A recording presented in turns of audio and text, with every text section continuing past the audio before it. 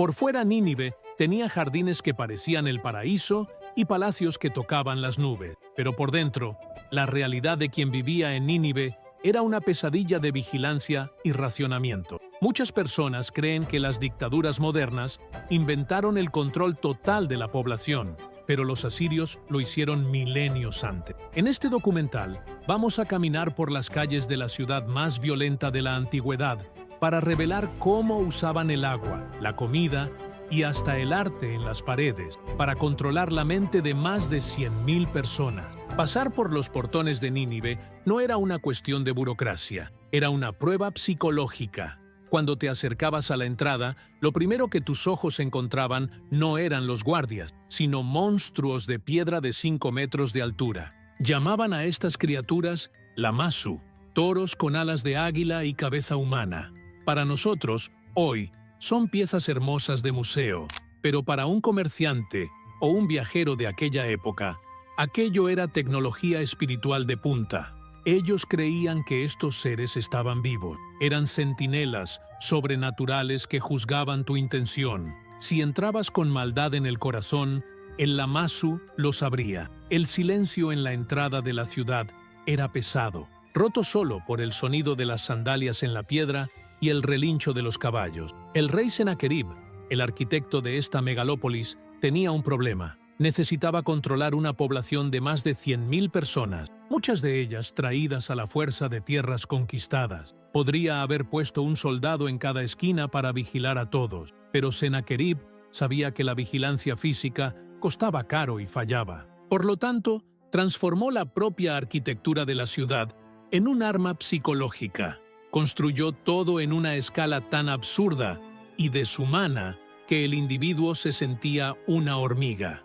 Mirabas hacia arriba y veías palacios que parecían tocar las nubes, cubiertos de relieves mostrando ejércitos invencibles. El mensaje era claro antes de que hablaras con alguien: resistir es inútil, ya has perdido. La Biblia describe Nínive en el libro de Jonás como una ciudad de 3 días de camino. Durante mucho tiempo, escépticos pensaron que esto era exageración religiosa, hasta que arqueólogos británicos en el siglo XIX comenzaron a excavar y encontraron un perímetro de 12 kilómetros. Era una monstruosidad urbana sin igual en el mundo antiguo.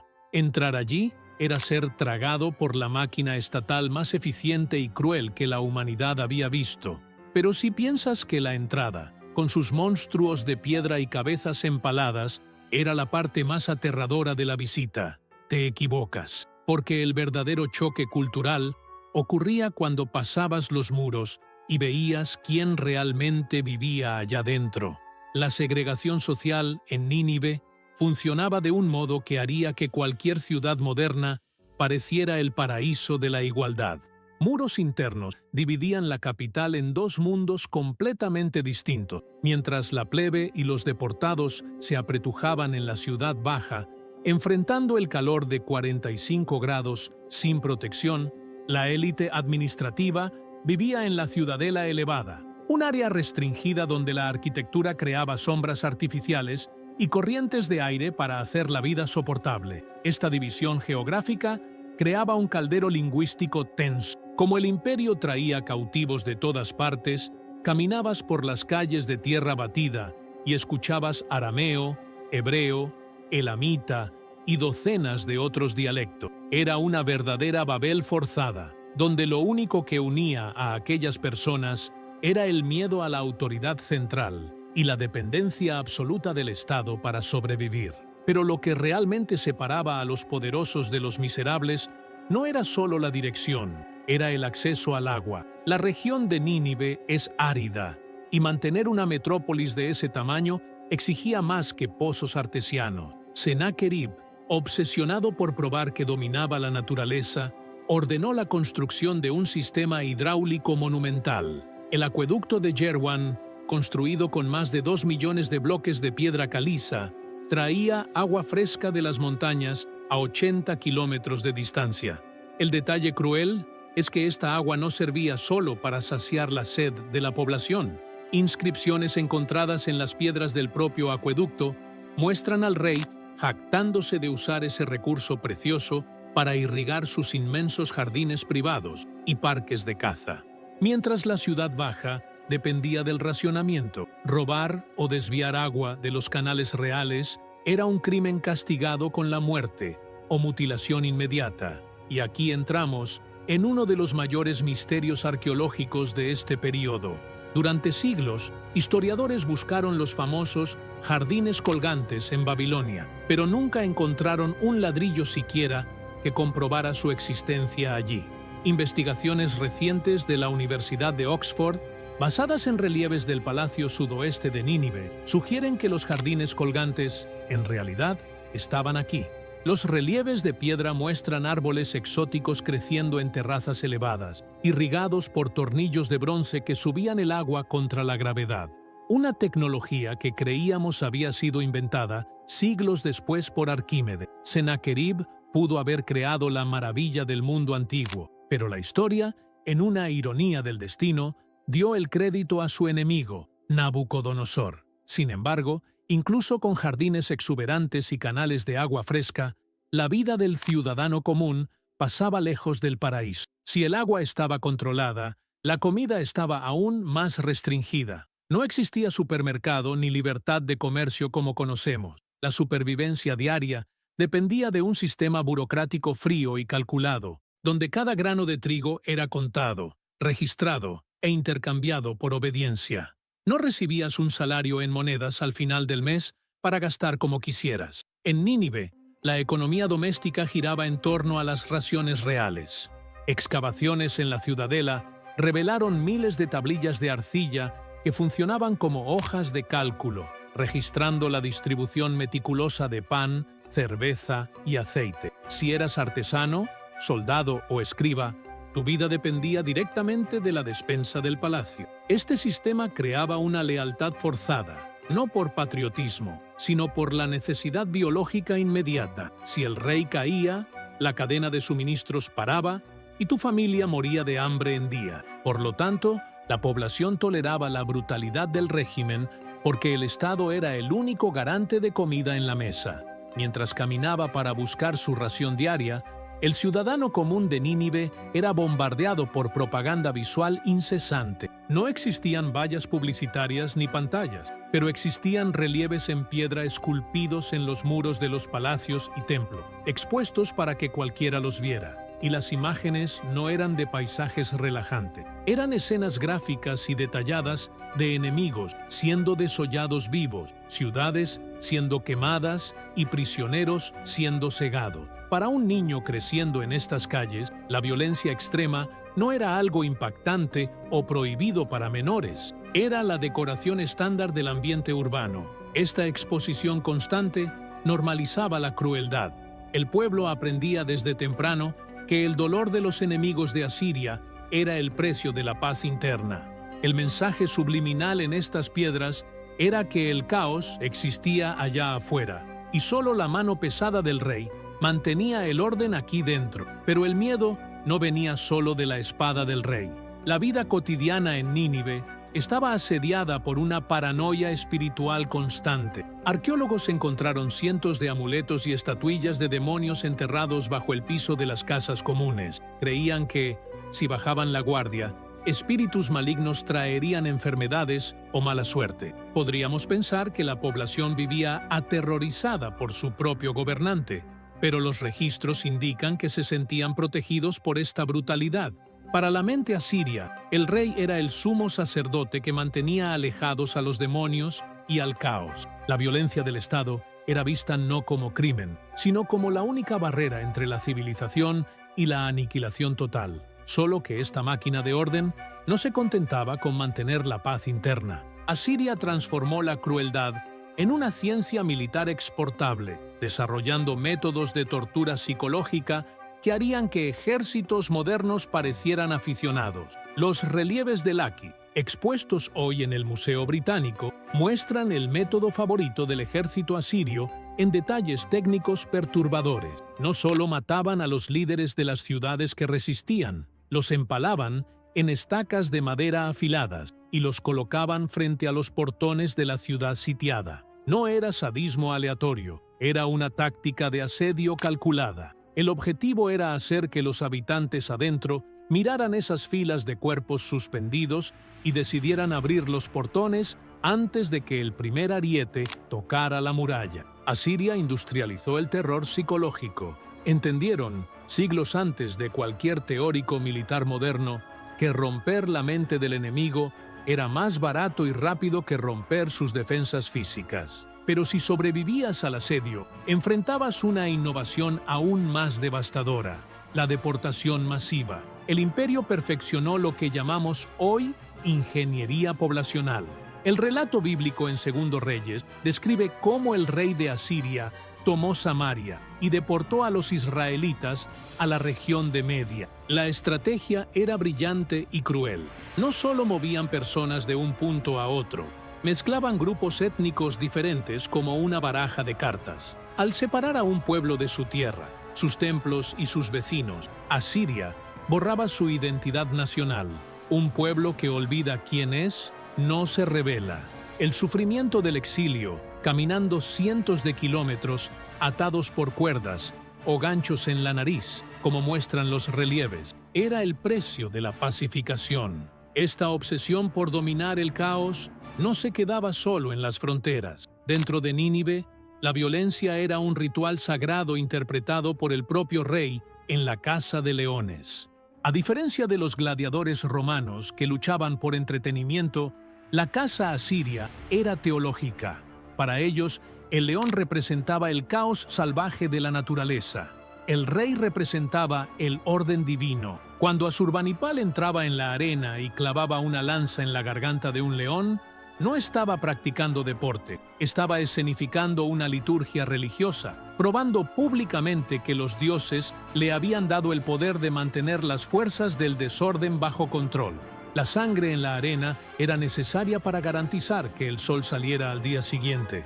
La historia juzga a los asirios como monstruos sádicos, pero la verdad incómoda es que ellos se veían como los hombres más piadosos de la tierra. Para su mentalidad, cuanto más brutal fuera el castigo a los rebeldes y a los leones, más devotos eran a sus dioses. Fue exactamente esta reputación de piedad sanguinaria la que hizo que el mundo entero los odiara con una intensidad rara. Y es este contexto de terror absoluto el que explica por qué un profeta hebreo específico prefirió tirarse al mar antes que poner los pies en esta ciudad.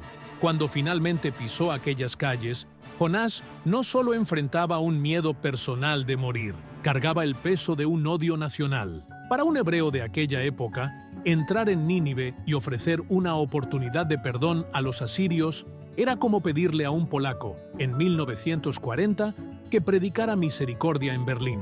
Su renuencia no era timidez, era un sentido de justicia herido. Sabía que la máquina de guerra asiria había devastado a su pueblo, y lo último que quería era ver esa ciudad salvada. Pero algo extraño ocurrió. En lugar de desollar vivo al profeta extranjero, que sería el procedimiento estándar, la ciudad se detuvo para escuchar. El relato bíblico dice que, desde el rey hasta el ciudadano más humilde, todos vistieron cilicio en señal de luto.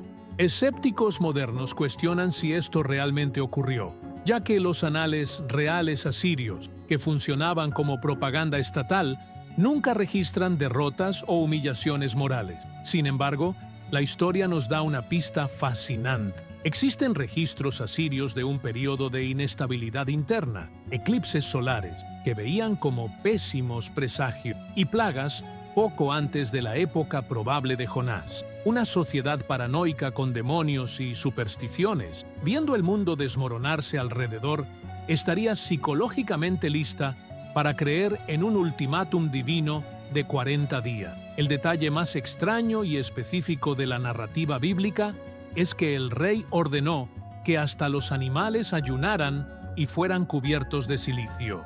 Parece leyenda, pero encaja perfectamente en la cosmovisión asiria que describimos. Para ellos, el rey era el enlace entre los dioses y la naturaleza. Si el juicio divino venía, no caería solo sobre las personas, sino sobre el ganado, la tierra y las cosechas. Involucrar a los animales en el ritual de arrepentimiento era la lógica desesperada de un pueblo que veía lo espiritual y lo material como una sola cosa. Si crees que no existe corazón tan duro que no pueda ser transformado, comenta ahora: la misericordia cambia la historia. El arrepentimiento funcionó y la destrucción fue pospuesta. Nínive ganó una prórroga, pero la cultura del terror estaba demasiado arraigada en el ADN del imperio para desaparecer con una sola generación. La ciudad volvió a crecer, a conquistar y a matar. Y en el centro de este renacimiento surgiría un gobernante que era una contradicción viviente. Un hombre capaz de arrancar la lengua de rebeldes con sus propias manos, pero que entraba en pánico si perdía un libro raro de su colección. La mayoría de los reyes asirios dejaban inscripciones jactándose de cuántas ciudades quemaron o cuántos prisioneros cegaron. Asurbanipal era diferente. En las tablillas que sobrevivieron, su mayor orgullo no era el número de muertos, sino el hecho de que podía leer y escribir en sumerio y acadio, lenguas complejas que ni sus generales entendían. Era un intelectual en el trono, pero usaba esa inteligencia para la dominación total. Creó lo que hoy conocemos como la Biblioteca de Asurbanipal, una colección masiva con más de 30.000 tablillas de arcilla, pero no construyó este acervo comprando libros, lo robó. Cuando sus ejércitos saqueaban Babilonia u otras ciudades antiguas, la orden era clara: traigan a los escribas y los textos. Confiscar la cultura del enemigo era la forma final de humillación. Les quitabas la tierra, la vida y, por fin, la memoria. El contenido de esta biblioteca revela la verdadera paranoia que movía al imperio. No eran estantes llenos de poesía o novelas para pasar el tiempo. La gran mayoría de los textos eran manuales técnicos de exorcismo, listas de presagios e informes de espionaje. Para la mente de Asurbanipal, conocimiento era seguridad nacional. Necesitaba saber qué significaba si un halcón volaba hacia la izquierda o si un hongo rojo aparecía en la pared del templo. Leer las señales de los dioses correctamente era tan vital como tener flechas afiladas. La ironía es que Nínive, la máquina de guerra que intentó borrar tantas culturas, acabó convirtiéndose en la bóveda que salvó la historia de Mesopotamia. Fue en esta biblioteca, descubierta en el siglo XIX, donde encontramos la epopeya de Gilgamesh y el famoso relato del diluvio, que conmocionó al mundo victoriano por sus similitudes con el texto de Génesis. Debemos a los asesinos asirios la preservación de las narrativas más antiguas de la humanidad. Nínive parecía estar en su apogeo. Tenía el ejército más fuerte, la mayor biblioteca y el control absoluto de las rutas comerciales. Pero toda esta estructura centralizada tenía una falla fatal. Dependía enteramente de la fuerza de un solo hombre. El sistema no fue hecho para ser gobernado por comités, sino por un rey guerrero y sacerdote. Por lo tanto, cuando Asurbanipal murió, no dejó solo un trono vacío, dejó un vacío de poder que sus hijos no tenían competencia para llenar. El miedo, que era el pegamento que mantenía unido al imperio, comenzó a evaporarse. Y cuando el miedo termina en un régimen basado en el terror, lo que queda es la venganza. 4 años después de la muerte de Asurbanipal, el imperio que parecía eterno se estaba devorando por dentro. En lugar de una transición pacífica, los hijos del rey transformaron los corredores del palacio en un campo de batalla. El trono, que antes era el símbolo máximo del orden cósmico, se convirtió en el premio de una guerra civil sangrienta entre hermanos. El ejército asirio, entrenado para aplastar extranjeros, ahora estaba ocupado matando a sus propios generales en las calles de la capital. Esta inestabilidad política tuvo un efecto dominó inmediato en la vida del ciudadano común. Recuerda el sistema de raciones que controlaba la comida. Colapsó. Con las carreteras inseguras, debido a los combates internos, las caravanas de granos dejaron de llegar. Documentos económicos de Babilonia de esa época muestran que la inflación se disparó. El precio de la cebada y el trigo subió a niveles imposibles. Para el alfarero o el albañil de la ciudad baja, esto significaba que el Estado, que antes garantizaba la supervivencia a cambio de sumisión, ahora solo ofrecía violencia y hambre. La población comenzó a morir no por la espada enemiga, sino por la incompetencia administrativa de sus propios gobernantes. La estructura centralizada que funcionaba tan bien con un líder fuerte, no tenía plan de emergencia para el caos interno. Nínive, la ciudad que nunca dormía por el ruido de la industria imperial, ahora no dormía por la inseguridad. Mientras Asiria sangraba sola, los vecinos oprimidos observaban con atención, babilonios al sur y medos al este, pueblos que pasaron siglos pagando tributos humillantes y viendo a sus hijos ser deportados. Se dieron cuenta de que el león estaba viejo y herido. El miedo, que era la única barrera que impedía la revuelta, desapareció. Nabopolassar, un general caldeo que se declaró rey de Babilonia, vio allí la oportunidad que sus ancestros esperaron por 300 años. No solo quería dejar de pagar impuestos, quería venganza. La alianza que comenzó a formarse en las fronteras no tenía el objetivo de conquistar territorios. El objetivo era la aniquilación total. Pero Nínive todavía tenía las murallas más formidables de la tierra. 12 kilómetros de piedra y ladrillo, diseñados para aguantar cualquier ariete o catapulta existente. Para invadir la ciudad, los enemigos necesitarían algo más que soldados con rabia. Necesitarían que la propia naturaleza se volviera contra la capital, exactamente como un profeta hebreo llamado Nahum había previsto años antes. En el verano de 612 a.C., el horizonte alrededor de Nínive se oscureció. Pero no fue por una tormenta. Eran los ejércitos combinados de Babilonia y Media rodeando la ciudad.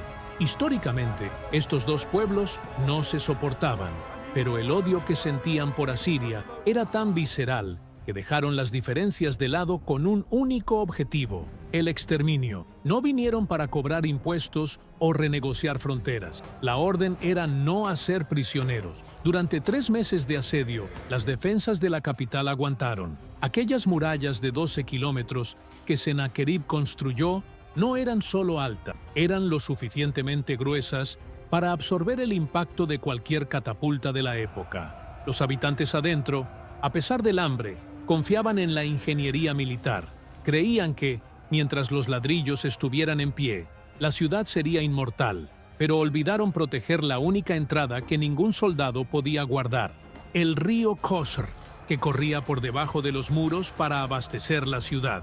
El profeta bíblico Nahum, escribiendo años antes de este evento, hizo una predicción específica y extraña: las compuertas de los ríos se abrirán y el palacio será destruido. Parecía lenguaje poético, pero la arqueología sugiere que fue literal. Lluvias torrenciales fuera de temporada, o una estrategia de los invasores de represar y soltar el agua de una vez, hicieron que el nivel del río subiera violentamente. La base de la muralla, hecha de ladrillos de barro secados al sol, se disolvió en contacto con la corriente furiosa. El muro colapsó. La brecha transformó la seguridad en pánico absoluto. Cuando el agua bajó, el ejército de la coalición no encontró una fuerza de defensa organizada, sino una población en shock. Lo que ocurrió en las horas siguientes no fue una batalla, fue una masacre sistemática. Excavaciones en el portón de Halsey revelaron una escena congelada en el tiempo. Esqueletos de niños, ancianos y mujeres amontonados en la entrada, mezclados con puntas de flechas babilónicas y escitas. Corrieron hacia el portón intentando huir, pero fueron acorralados y abatidos allí mismo. La brutalidad que Asiria exportó al mundo durante siglos volvió a casa en una sola tarde. Nadie fue perdonado para contar la historia. Pero los invasores no solo querían matar a las personas, querían matar la memoria de la ciudad. Entonces, marcharon hacia el Palacio Real, donde estaba la gran biblioteca, y encendieron antorchas. La intención era reducir la cultura asiria a cenizas y borrar el imperio de la faz de la tierra. Las llamas subieron por los corredores del palacio sudoeste, alcanzando temperaturas superiores a 1000 grados. Los soldados babilonios y medos que prendieron el fuego creían estar ejecutando el golpe final. Para ellos, quemar la biblioteca real significaba borrar la sabiduría y la identidad del enemigo para siempre. Si aquellos registros hubieran sido de papiro, como los de Egipto, o de pergamino, la historia de Asiria se habría convertido en humo y desaparecido en el viento esa misma tarde. Pero cometieron un error técnico fundamental. La tecnología de información de Nínive no era papel, era arcilla. Las 30.000 tablillas de Asurbanipal eran de barro crudo, secadas al sol. Eran frágiles y podían disolverse fácilmente con la humedad o romperse con el manejo. El incendio que debería destruir todo funcionó, en realidad, como un horno de cerámica gigante. El calor intenso coció el barro, transformando documentos frágiles en piedra dura y prácticamente indestructible. Sin saberlo, los invasores realizaron el mayor trabajo de preservación archivística de la antigüedad. Cuando el techo del palacio se derrumbó sobre la biblioteca, selló aquel tesoro cocido bajo metros de escombros, protegiéndolo de la lluvia y el viento por más de 2 milenios. Si los babilonios solo hubieran derribado los estantes sin fuego, la arcilla cruda habría vuelto a ser barro con las primeras lluvias de invierno, y perderíamos para siempre la epopeya de Gilgamesh y los registros que confirman nombres de reyes bíblicos. Sin embargo, en la superficie, la destrucción parecía total. La ciudad que la Biblia describió como grandiosa fue borrada del mapa con una velocidad aterradora. La tierra cubrió las ruinas, la hierba creció sobre los palacios y la memoria humana falló más rápido de lo que cualquiera podría prever. Solo 200 años después de la caída, el historiador griego Jenofonte pasó con un ejército de 10.000 hombres exactamente por encima de las murallas derribadas de Nínive. Vio las ruinas colosales y preguntó a los habitantes locales qué ciudad era aquella. Nadie sabía responder. Dijeron que era una antigua ciudad llamada Mespila, que había sido habitada por los medos. El nombre Nínive, que un día hizo temblar de miedo al mundo entero, había sido completamente olvidado por quienes vivían encima de sus restos mortales. Durante siglos, la ubicación exacta de la capital asiria se convirtió en un mito. Escépticos, en el período de la Ilustración, llegaron a decir que Nínive nunca existió, que era solo una fábula bíblica inventada para enseñar moralidad, ya que no había prueba física de un imperio tan grande. La ciudad permaneció durmiendo, escondida bajo colinas de tierra en el norte de Irak, esperando que alguien con una pala y una Biblia en la mano decidiera cavar en el lugar correcto para probar que la leyenda era real. En 1847, un diplomático británico llamado Austen Henry Layard comenzó a cavar en una colina de tierra llamada Kuyunjik, del otro lado del río Tigris, frente a la ciudad moderna de Mosul. No solo estaba buscando tesoros, estaba intentando responder a los críticos europeos que decían que la Biblia era históricamente imprecisa. Cuando su pala golpeó piedra sólida, el sonido resonó por los corredores académicos de Londres y París. Layard no encontró solo cerámica rota, desenterró el palacio de Sennacherib, con sus 71 cuartos y casi 3 kilómetros de relieves en las paredes. De repente, Nínive dejó de ser una leyenda religiosa para convertirse en un hecho arqueológico tangible. Los nombres de los reyes que aterrorizaron a Israel y Judá aparecieron escritos en la piedra, confirmando que los relatos bíblicos sobre la crueldad asiria no eran metáforas, sino reportajes de guerra. Podríamos terminar diciendo que la ciudad fue salvada por la arqueología y que hoy descansa en paz en los libros de historia. Pero la violencia parece haber impregnado el suelo de aquella región. En 2015, el grupo extremista Estado Islámico, o ISIS, tomó el control de Mosul. Fueron hasta el sitio arqueológico de Nínive y al museo local con mazos, taladros eléctricos y explosivos. En videos que conmocionaron al mundo, se filmaron a sí mismos destruyendo los grandes toros alados, los lamassu, que guardaban los portones de la ciudad durante milenios. Explotaron el portón de Mashki, que había sido cuidadosamente reconstruido, alegando que aquellas piedras eran ídolos que desafiaban su fe.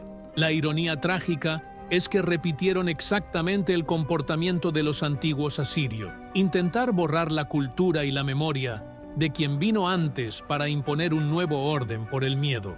Nínive creía que su inmortalidad vendría de la fuerza de sus ejércitos y de la altura de sus murallas, pero hoy, lo que queda de su grandeza está fragmentado en videos de destrucción en Internet o preservado en salas climatizadas de museos en Europa, lejos de la tierra que la engendró. La profecía bíblica de Nahum terminó con una pregunta retórica sobre la ciudad: ¿quién llorará por ti? La respuesta de la historia parece ser el silencio. La ciudad que vivió para intimidar al mundo acabó convirtiéndose solo en un monumento al hecho de que imperios construidos sobre sangre inevitablemente desaparecen. Haz clic aquí en la pantalla para ver el documental y descubrir cómo era vivir en las ciudades en el tiempo de Jesús. Es un video increíble que te llevará 2000 años en el tiempo. Haz clic y míralo.